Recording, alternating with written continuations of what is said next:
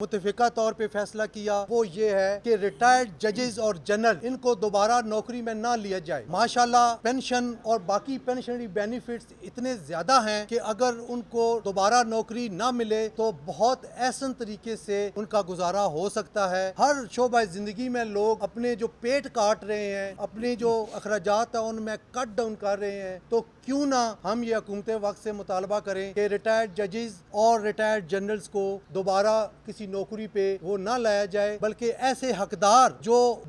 वो काबिलियत और जो उस मयार पे पूरा उतरते हैं और नौजवान लोग जो एनर्जेटिक भी हैं, जो काम करने की सलाहियत भी रखते हैं, उनको मौका जो है वो दिया जाए। आर्टिकल 184(3) 184(3) अगर सुप्रीम कोर्ट ऑफ पाकिस्तान ये जुरिडिक्शन एज्यूम करती है तो उसके लिए आइन में तरमीम की जाए और एक अपील जो है उसका हक दिया जाए उस फरीक को जिसके खिलाफ 184(3) जो है उसके तहत कोई उसके अगेंस्ट फैसला होता है। ऑडियो लीक्स जिस दिन हुई उससे दिन प्रेस रिलीज जारी की थी और उसमें honourable chief justice of Pakistan साहब से मुतालबा किया था कि इन ऑडियो लीक्स की फोरेंसिक करवाई जाए और उसके बाद अगर ये साबित होती है कि वो फेक है तो जिन्होंने बनाई है उनके खिलाफ कार्रवाई करें, और अगर ये साबित होता है कि ये ऑडियो लीक सही हैं और वही लोग अफराद हैं जिनकी आवाजें सुनाई दे रही हैं तो फिर उनके खिलाफ कार्रवाई की जाए। सुप्रीम कोर्ट की जानब से कोई जवाब न दिया गया।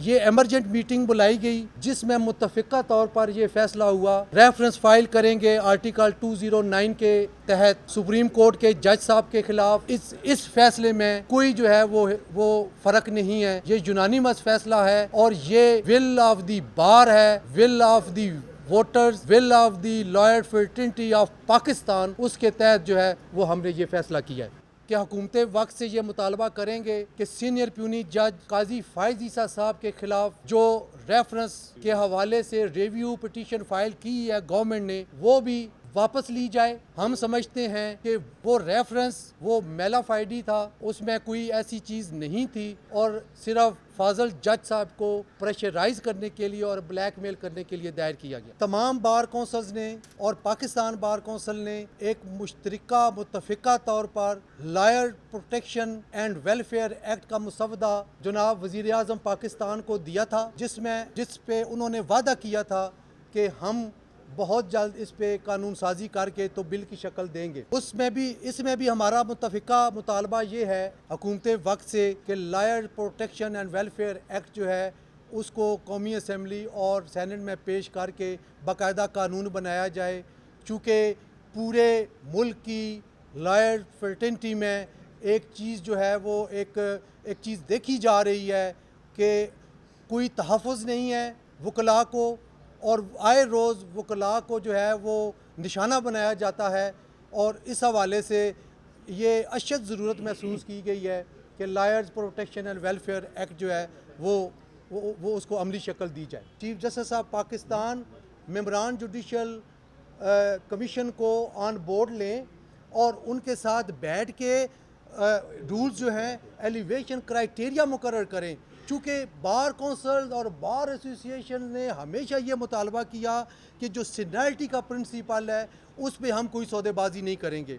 लेकिन होता ये है कि मनपसंद लोगों को जो सीनियरिटी में 20-20 10वें नंबर पे होते हैं उनको उठा के जो है वो सुप्रीम कोर्ट ऑफ पाकिस्तान में लाया जाता है। हम उनके बारे में कोई बात नहीं करते, लेकिन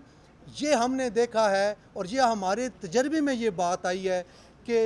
जिनको इग्नोर किया जाता है वो उस जज्बे, उस लगाव और उस तनदेही के साथ फिर वो बेंच पे काम नहीं करते। ये उन लोगों के साथ ज़्यादती है। अगर आप समझते हैं कि वो सुप्रीम कोर्ट में लाने के काबिल नहीं है तो फिर हाई कोर्ट में भी रहने के काबिल नहीं है, तो फिर उनको हाई कोर्ट में आपने क्यों तैनात कर रखा है। लिहाजा एक एलिवेशन का क्राइटेरिया और वो रूल्स जो हैं वो इस तरह फ्रेम करें कि ताकि किसी के साथ कोई ज़्यादती ना हो और एक यूनिफॉर्मिटी आए इस सारे मामले में, और ताकि जो है वो हम जो हायर कोर्ट्स में एलिवेशन है जजेस की, हाई कोर्ट में भी और सुप्रीम कोर्ट में भी, उसमें कोई किसी को एतराज़ या गिला ना रहे। फौरी तौर पे अगले महीने ही जुडिशल कमीशन ऑफ पाकिस्तान का इजलास बुलाया जाए और KPK में सीनियर मोस्ट जजेस जो मौजूद हैं उनमें से उनको जो है वो सुप्रीम कोर्ट में एलिवेट किया जाए और KPK को जो है वो नुमाइंदगी दी जाए। ये 6 रेफरेंस होंगे, सो सेपरेटली फाइल होंगे। इसमें एक रेफरेंस नहीं होगा कि पाकिस्तान बार कौंसिल जो है वो करेगी और ऑन बिहाफ ऑफ बाकी बार कौंसिल्स, नो।